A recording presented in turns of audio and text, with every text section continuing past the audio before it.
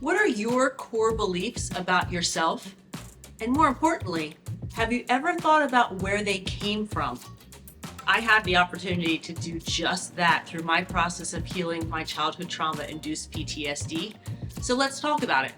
Hi everybody, my name is Jill. Welcome back to the Journey Sage. And this is the channel where I talk about my process of healing childhood trauma-induced PTSD with psychedelic-assisted psychotherapy. And I consider it a bit of a bonus because I got to heal a very unpleasant core belief about myself, and it was completely unexpected. So let me give you a little bit of history. Throughout my entire life, I have always known myself to be a very mean person. I just believed, even though I was a teacher, even though I had lots of friends, and even though I was in a loving long-term relationship, Jill at her core was a mean person.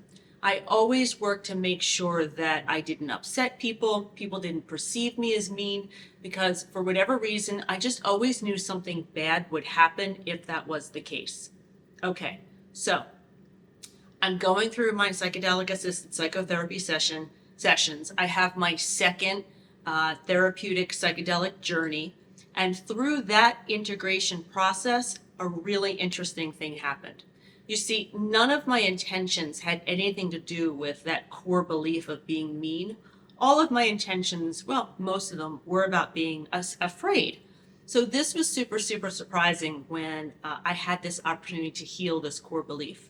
You see, I had a very weird situation at work where I just had a coworker being a doofus. And I'm usually extremely patient and I'll help anybody. But the time had come where leadership needed to know of the situation. I basically had to escalate a situation.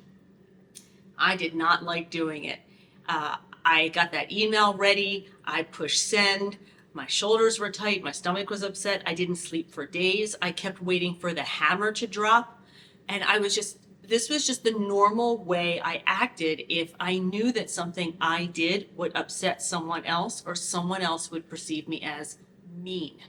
So one day I'm walking Sadie Dog, and Sadie is right down here below me, right here.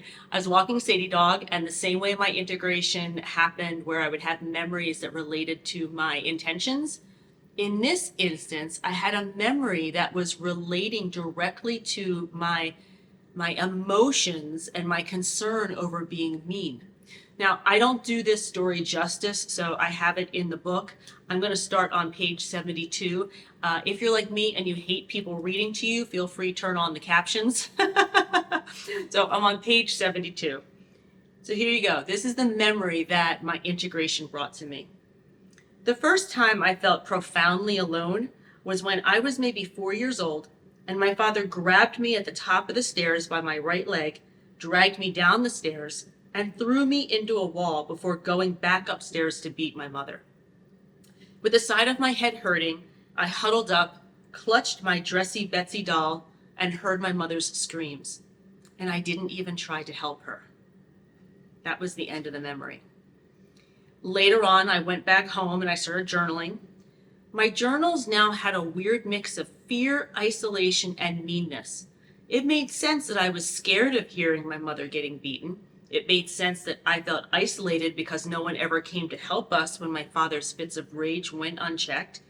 The last line from my memory, I didn't even try to help her, made me gasp.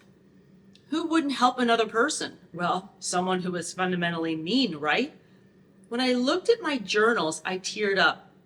In trying to be small and protect myself, I thought I was the meanest person ever because I didn't help my mother. That was the proof that I was rotten to the core mean. I didn't run up those stairs to help. I didn't run out the door to go get a neighbor.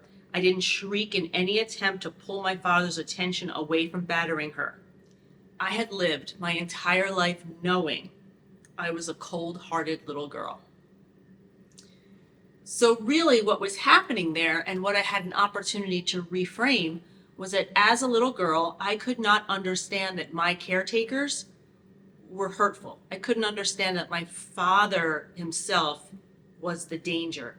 And so from those unprocessed fear emotions of that night. And I don't actually remember what happened at the end of that night. I think it was pretty bad because I had nightmares about that night until I was in my 20s. But I processed those emotions by turning them in on me, that I was a mean little girl. Like the only evidence I had in front of me was my actions, or were my actions, and my actions were to try to stay safe and survive.